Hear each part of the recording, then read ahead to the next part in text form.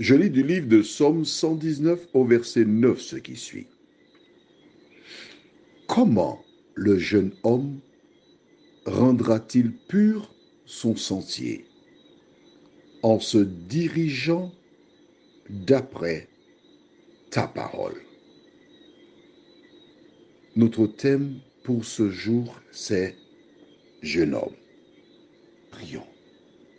Notre Seigneur et notre Dieu, nous sommes heureux parce que tu penses aux parents. Nous sommes heureux parce que tu as mis en place des éléments afin que nous soyons en mesure de connaître le sens de la vie. Merci pour ta parole qui nous éclaire. Que ton esprit nous aide à comprendre tout ce que nous lirons. Nous t'en prions. Au nom de Jésus et pour ta gloire éternelle. Amen. Tu es un parent? D'accord. Tu seras un parent? Veux-tu être fier de ton enfant? Voudrais-tu que ce dernier soit une bénédiction pour la société? Alors, la Bible répond.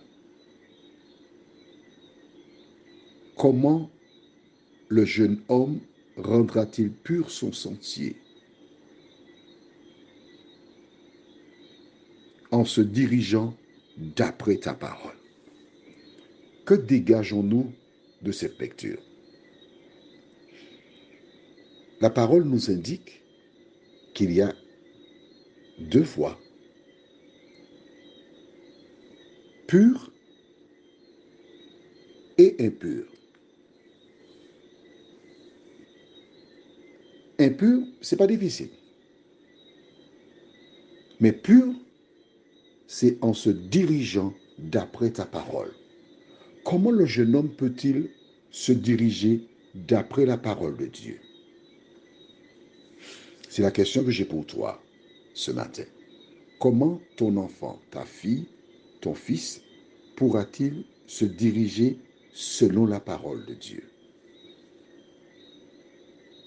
Exemple, lors d'une élection de la reine du carnaval, la reine de la Martinique, pas de carnaval, Miss Martinique, une jeune femme remporta le titre. Mais pour participer à l'élection de Miss France, on a lu le règlement et il était hors de question que les jeunes filles ayant un tatouage y participent. Et voilà pourquoi cette jeune femme a été remplacée par la première dauphine, parce qu'elle avait un tatouage. Si elle avait lu la Bible, elle n'aurait pas eu un tatouage.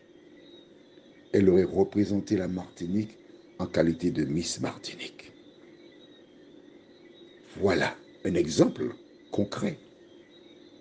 Mais comment le jeune homme peut-il prendre du plaisir à lire la parole? C'est seulement si toi, maman, au lieu d'aller t'asseoir chez les voisines, chez les copines, tu prends la Bible, tu commences à la lire. Tu donnes l'habitude à tes enfants de lire la parole. Et quand ils liront la parole, ils prendront l'habitude. Ils chercheront la parole. Ils la liront et c'est ainsi que l'enfant pourra organiser sa vie à partir de la parole. Ce qui est vrai pour toi, maman, est vrai aussi pour toi, père. Cesse d'aller voir des amis pour jouer, pour aller dans la fête. Prends du temps pour lire la Bible en présence de tes enfants, qu'ils te voient lire, qu'ils prennent du plaisir eux aussi. Et c'est ainsi qu'ils rendront pur leur sentier. Prions. notre Seigneur et notre Dieu, pourquoi y a-t-il tant de délinquance, de violence dans ce monde? Pourquoi y a-t-il tant d'injustice, de déception? Parce que notre société est malade, parce qu'ils n'ont pas reçu la fondation, la base. Voilà pourquoi l'ennemi ne voulait pas que nous ayons la parole, la Bible.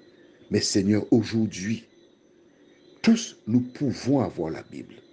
Aide-nous à partir d'aujourd'hui à prendre cette disposition, à commencer par un petit somme et progressivement lire la Bible en famille, prier en famille.